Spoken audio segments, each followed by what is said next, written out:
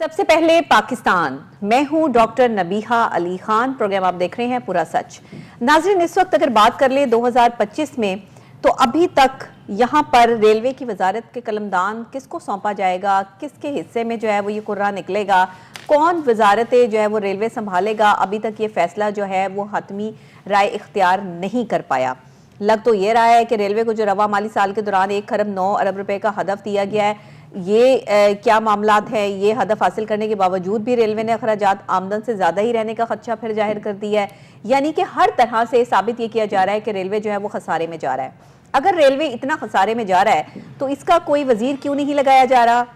और साल 2023 और 24 के दौरान भी रेलवे के अखराजात आमदन से बहुत ज़्यादा रहे हैं। तो इसकी सूरत हाल क्या है, इस पर तफसीलन जायज़ा लेंगे। लेकिन उससे पहले अली फारूक मलिक की रिपोर्ट देखते हैं और उसके बाद अली फारूक मलिक हमारे साथ स्टूडियोज़ में मौजूद हैं, जो बीट करते हैं रेलवे की, और हमारे जो है वो सीनियर सहाफ़ी भी हैं, तो हम उनसे बात भी करेंगे। आइए पहले रिपोर्ट देखते हैं। साल 2024 की तरह साल 2025 में भी रेलवे की वजारत का कलमदान किसी को मिलता नजर नहीं आ रहा।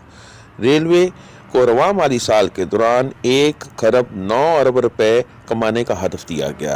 हदफ हासिल होने के बावजूद रेलवे के अखराजात आमदनी से ज़्यादा रहने का खदशा है।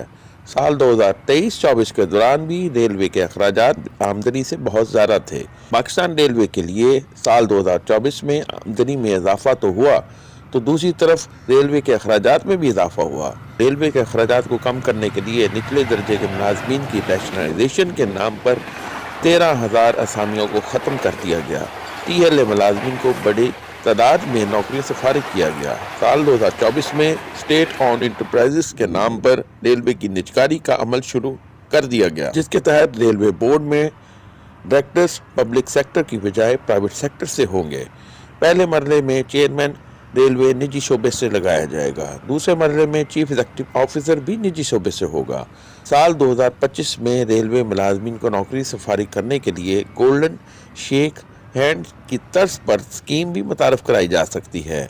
एक तरफ रेलवे इंतजामिया साल 2024 में रिकॉर्ड आमदनी हासिल करने का दावा करती है, तो दूसरी तरफ रेलवे के ठेकेदारों को तकरीबन 1 अरब रुपए की अदायगी नहीं की जा रही। वर्कशॉप डिवीजन में ठेकेदारों को तकरीबन 2 साल से अदायगी नहीं की जा सकी। इसी तरह रेलवे के सैकड़ों रिटायर्ड मुलाजमीन के वाजबात की अदायगी साल 2024 में भी ना हो सकी।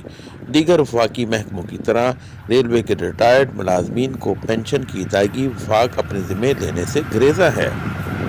नाज़रीन, रिपोर्ट आपने देख ली है। पाकिस्तान रेलवेज जो है इसकी ट्रेनें जो पब्लिक ट्रांसपोर्ट पार्टनरशिप के तहत निजकारी भी जो है वो अभी तक इसकी कामयाब नहीं हो सकी है। क्या 2025 निजकारी का साल रहेगा रेलवे के लिए?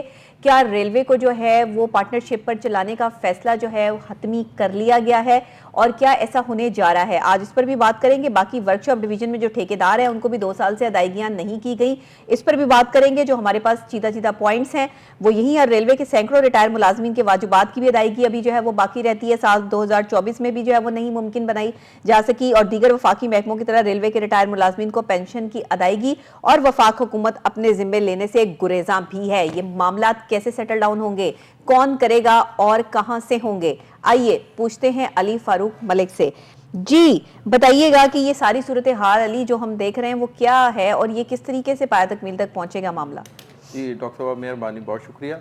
डॉक्टर साहब, ये पिछले साल इंतखाबात हुए 2024 में, तो बाकी वजारतों के कलमदान तो दे दिए गए। वफाकी हुकूमत ने रेलवे की वजारत का कलमदान नहीं दिया, और ये बहुत बड़ा सवालिया निशान है कि कितने माह गुजर चुके हैं, 2025 साल शुरू हो चुका है जी। तो रेलवे का कलमदान नहीं दिया गया। यहाँ से आप अंदाज़ा लगा सकते हैं कि हुकूमत कितनी दिलचस्पी लेती है रेलवे के मामलात को बेहतर बनाने में। और रेलवे का, जैसा कि आपने अभी खुद बताया कि हदफ जो साल 2024-25 जो माली साल है उसके लिए रखा गया था, वो 1 खरब 9 अरब रुपए का रखा गया था। ये हाईएस्ट है, इससे ज़्यादा हदफ पहले कभी भी नहीं रखा गया। जो लास्ट फाइनेंशियल ईयर था 23-24 का, उसमें 87 अरब के या 85 अरब के करीब ये रखे गए थे, यानी हदफ रखा गया था। अब ये उससे सबसे ज़्यादा हाई है। मज़े की बात यह है कि रेलवे के जो अखराजात हैं, अखराजात उससे एक्सीड करते हैं जो आपका हदफ है। पिछले साल भी 87 अरब का या 85 अरब का जो इनका हदफ था उससे ज़्यादा एक्सीड किए, और 1 खरब 20 से 30 करोड़ से ज़्यादा यानी अरब से ज़्यादा 1 खरब 30-40 करोड़ के अरब के करीब, यानी कि ये इनका अखराजात चले गए। ठीक है। अखराजात में डॉक्टर साहब सबसे जो मेन चीज़ जो इनकी आती है वो इनकी है पेंशन। पेंशन है, पेंशन के जो पेंशनर्स को जो पेंशन माहाना दी जाती है, कई सालों से मसाइल चलते आ रहे हैं। मसाइल भी चलते आ रही हैं। पेंशन रेलवे अपने खुद दे रहा है। हाँ, ये हालांकि वफाकी हुकूमत के जिम्मे होती है। रिटायर्ड मुलाजम जब होता है वो वफाकी हुकूमत का मुलाजम होता है, ठीक है, और उसको वाजिबात की अदायगी समेत और जो बाकी जो माहाना पेंशन है वो वफाकी हुकूमत अदा करती है। पंजाब के जो मुलाजमीन हैं पंजाब के महकमों के, वो जब रिटायर होते हैं तो आपके इल्म में ही है एजी ऑफिस से उनकी पेंशन वगैरह बनती है जो प्रोविंशियल है। जी जी। अब ये सारे जो माहाना जो पेंशन की अदायगी भी रेलवे के जिम्मे है, और इसके अलावा जो वाजबात हैं वो भी 2021 से हमने मुतअद्दिद बार प्रोग्राम कर लिए हैं, और हमने गवर्नमेंट से भी अपनी गुजारिशात और मुतालबात रखे, और हमारे मेहमान भी आते रहे कि कम से कम जो बूढ़े पेंशनर्स हैं उनको जो इकट्ठी ग्रेजुटी वगैरह जो मिलती है वो अदा कर दी जाए। 2021 से लेकर अब ये 2024 भी जब गुजरा है तो उसके बाद 25 शुरू हो चुका है, वो अदायगी भी नहीं हो रही। दूसरा ये कि इसी तरह अब ठेकेदारों की बात भी हम करते चलें कि ठेकेदार ये रेलवे का जो काम शाम कॉन्ट्रैक्ट पे मिलते हैं उनके वाजबात भी उनको वो जो बिल वगैरह उनके पास नहीं हो रहे। बड़े ठेकेदार, छोटे जो पैटी कैश है 2-4 लाख है, 5 लाख तक है, वो तो उनको बीचे मिल जाते हैं। जो मतलब करोड़ों की अदायगियां करनी है जो रेलवे ने, जो वो अरबों की करनी है, वो भी अदायगियां नहीं की जा रही, और फंड्स ही नहीं है। वो कहते हैं फंड्स ही नहीं, और उसका क्या नतीजा निकला, फिर इनको रेट्स भी बड़े अच्छे रेट्स देने पड़े। डॉक्टर साहब जब आप ठेके पे कोई चीज़ खरीदते हैं तो उसमें फिर रेट्स मिनिमम होता है, उसमें जो बेंचमार्क था रेलवे ने उसको बढ़ाया। अच्छा जी। कि भाई आपको हम जो आपकी जो प्रॉफिट है वो आपकी रेशियो बढ़ जाएगी, तो अभी तो फौरी अदायगियां नहीं हो सकती। तो यहाँ से आप अंदाजा लगा सकते हैं कि जी ये प्रेस रिलीजें रेलवे की तरफ से जारी कर दी जाती हैं, रिकॉर्ड आमदनी में इजाफा हो गया, ये पिछले साल से ज़्यादा कमा ली है। तो भाई पिछले साल से भी आपने अगर ज़्यादा कमा ली है या कमा रहे हैं तो आपकी जो अदायगियां तो आप कर नहीं रहे। सही। मुलाजमीन जो टीएल लेके उनको भी आपने गाजर मूलियों की तरह इन्होंने काट के बाहर फेंका। सही है। ये इतने मतलब 13,000 सीटें जी वो जो मुख्तलिफ शोबों की थी वो सीटें खत्म कर दी हैं कि उस पर भर्ती ही नहीं हो सकती। अब वर्कशॉप डिवीजन अगर आप चले जाएं, वर्कशॉप डिवीजन मतलब हर तरह से जो है वो उसको डैमेज करने का जो है वो पूरा का पूरा जो है वो सिलसिला तो अभी तो खसारे में है।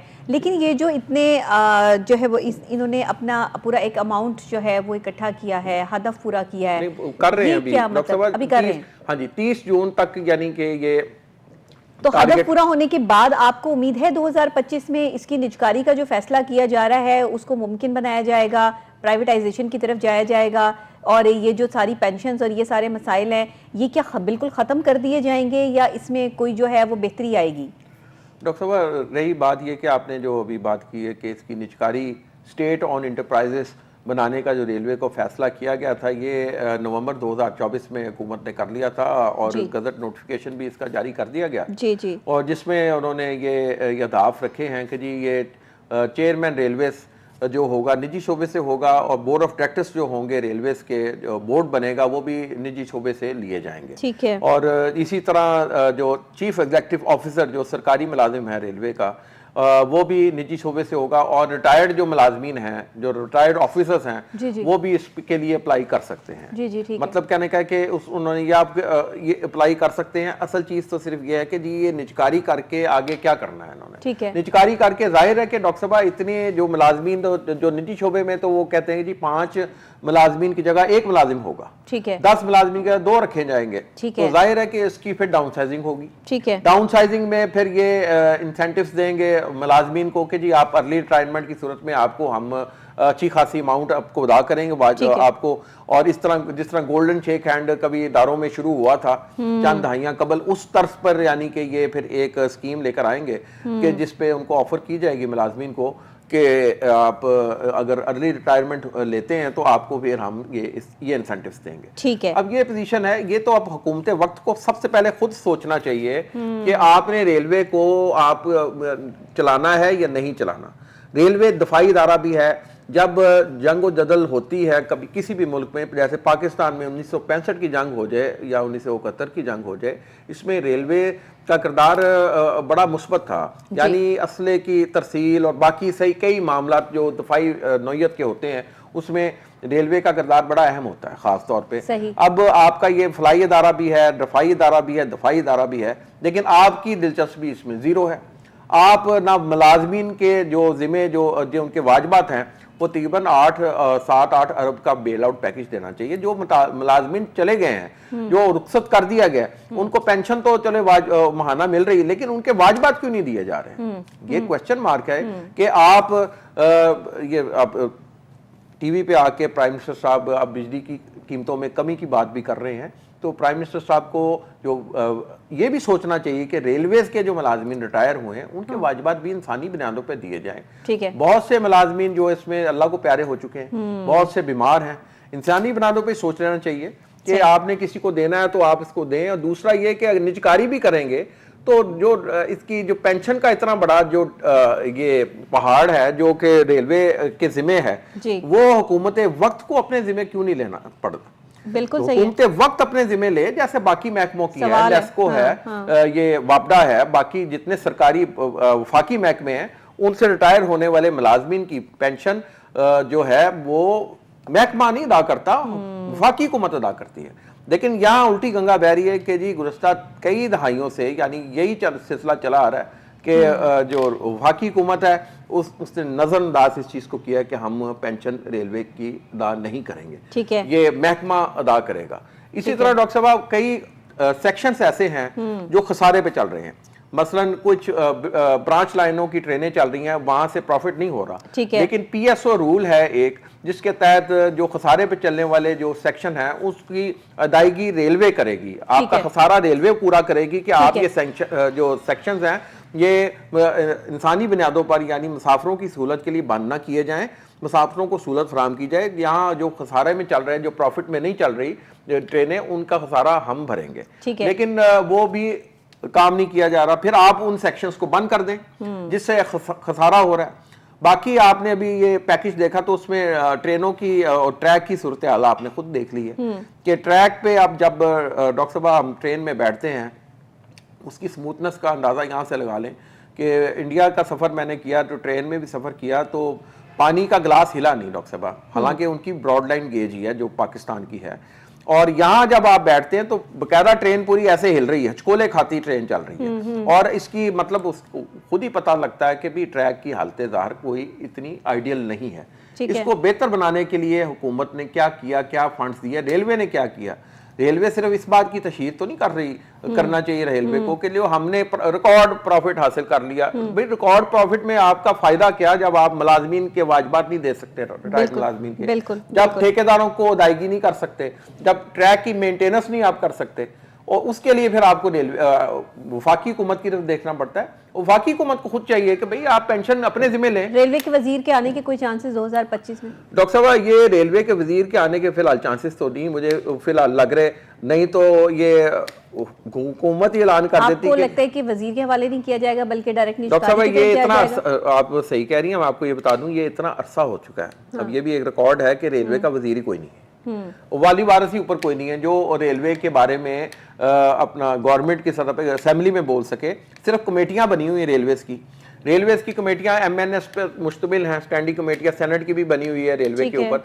अब स्टैंडिंग कमेटियों के अराकीन गुज़श्ता दिनों पाकिस्तान रेलवेज के हेडक्वार्टर्स में भी आए, DS ऑफिस भी आए जी। और पहले हमें दावतनामा दिया गया कि जी इसको कवरेज करनी है इसकी, फिर वहां जाके अरशाद फरमाया उन्होंने नहीं जी ये ऑफिशियल मीडिया कवरेज करेगा, ठीक है। यानी कि वो मीडिया को फेस करना भी नहीं चाह रहे कि मीडिया को फेस करके बताएं कि रेलवे की असल पिक्चर क्या है। असल में मुझे ये लगता है कि देखिए अंदर खाने जो बातिया चीजें चल रही होती हैं रेलवे के हवाले से, अभी तक कोई फैसला ना आने के पीछे रीजन यही हो सकती है कि इसकी निजकारी के जो फैसले हैं वो आखिरी मराइल में हो।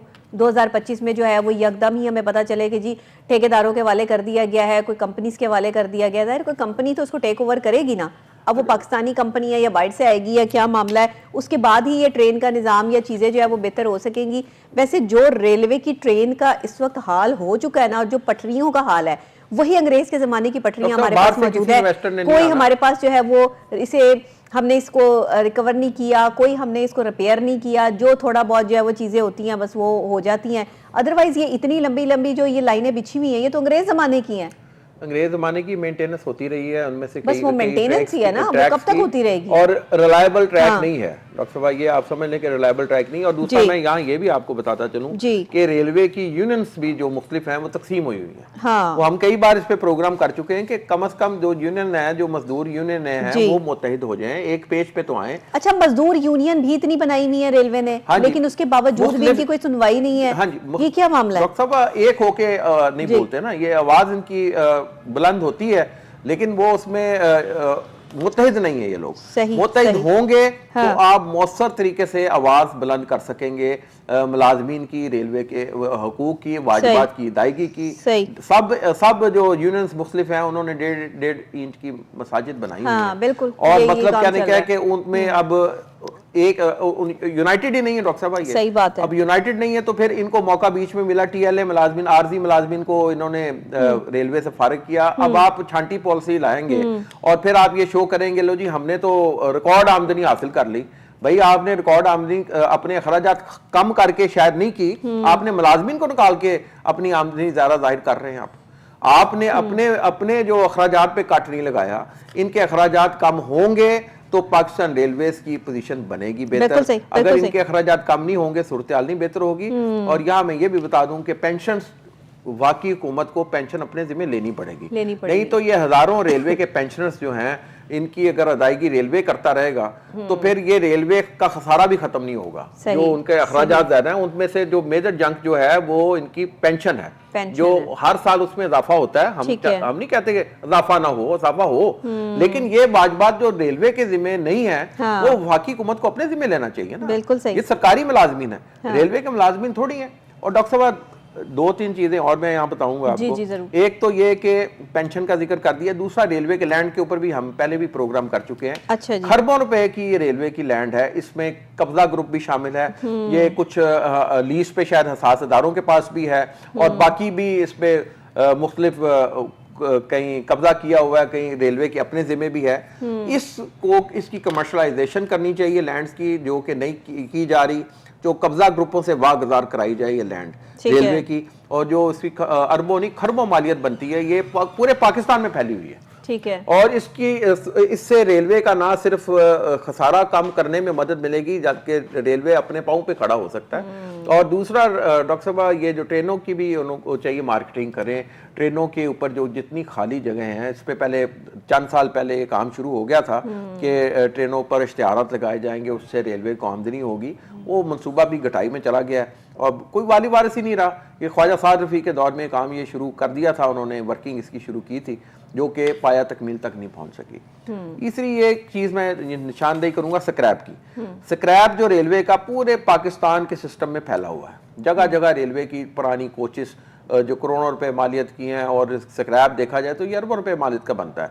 वो डॉक्टर साहब सरेआम पड़ा हुआ है, चोरी हो रहा है, लोग चोरी कर रहे हैं, मुलाजिम चोरी कर रहे हैं, मुलाजिम भी चोरी कर रहे हैं, दूसरे भी लोग चोरी कर रहे हैं, नशे भी चोरी कर रहे हैं। जब एक चीज ही ओपन है तो आपने बेचना इस चक्कर में नहीं कि जी उसका रेट कम, अपना लोहे का रेट कम है, स्क्रैप का रेट कम हुआ, भाई स्क्रैप का रेट कम है तो आप इसको बेच दें। वैसे क्यों रखा हुआ है? क्या वो उसका क्या उसको बेचने के चक्कर में रखा है कि कीमतें बढ़ेंगी तो फिर कीमतें कब बढ़ेंगी? मतलब 100 साल बाद जाकर जो है वो कीमतें बढ़ेंगी तो फिर बेचेंगे। ऐसी बात ही है कि एक बंदे ने जमीन रखी है, वो इस चक्कर में कि उसकी कीमत बढ़ेगी तो मैं बेचूंगा। तो वो तो स्क्रैप जंग आलूद हो जाएगा ना, वो तो जमीन की तो बात और है, लेकिन जंग आलूद होता जा रहा है। वही कह रही हूं कि वो तो खत्म हो जाएगा तो फिर आप उसको क्या बेचेंगे? घास फूस यानी माल गाड़ियों के ऊपर उगी हुई है, यहाँ से अंदाजा आप लगा लें कि उनके ऊपर उगी है। और उसमें ये कि ना ग्रास कटिंग है, ना सफाई सुथराई के इंतजामात हैं। जहाँ से ट्रेन गुजरती है वहाँ पे हजारों की तादाद में जो है वो शॉपिंग बैग्स उड़ उड़ के लोगों के मुंह पर जो है वो पड़ रहे होते हैं। हाँ जी, मैं मतलब एक वीडियो देख रही थी सोशल मीडिया पर, तो उसमें जो है वो ट्रेन गुजर रही है और उसकी वो हवा से वो जो जाहिर है जितनी तेज वो होती है तो इर्द गिर्द का जो शॉपिंग बैग्स है वो उड़ के लोगों के खिड़कियों से जो मुंह के अंदर जो है वो पड़ रहे हैं। आप सही कह रही हैं, मतलब सफाई सुथराई कोई नहीं डॉक्टर साहब। पटरी ट्रेनों के अंदर भी क्या सफाई होगी इनके? डॉक्टर साहब ट्रेनों की हालतेदार भी बड़ी कोई अच्छी नहीं है। सवाए चांद एक ट्रेनों के क्या होगी? उसकी कोचेस जो उनकी बोगियों की पोजीशन है वो कोई अच्छी नहीं। सवाए चांद एक ट्रेनों के जिसमें पाकिस्तान एक्सप्रेस की हालत ज़्यादा बेहतर है और कई ट्रेनों की, लेकिन बेशतर जो ट्रेनें हैं उनकी जो कोचेज है, बोगियों की सूरत हाल नगुफ्ता बे है। और डॉक्टर साहब ये वर्कशॉप में मुलाजमीन की तादाद भी कम होती जा रही है। 2500 मुलाजमीन हैं जिनको आप रख सकते हैं सही बात है। वर्कशॉप्स में, लेकिन वो नहीं रख पा रहे, अलाउ ही नहीं कर रही वजारत रेलवे। और तकरीबन इस टाइम 5000 के करीब तकरीबन या उससे चंद 100 100-200 ऊपर मुलाजमीन हैं जो रेलवे वर्कशॉप्स में काम कर रहे हैं। मुलाजमीन की तादाद भी कम है, अखराजात उठा नहीं सकते और अपने आप को ये कहने हमने रिकॉर्ड आमदनी हासिल कर ली, हमने ये कमाल कर दिया। जब तक आप इंसेंटिव्स नहीं लेंगे तब तक कोई फायदा नहीं है।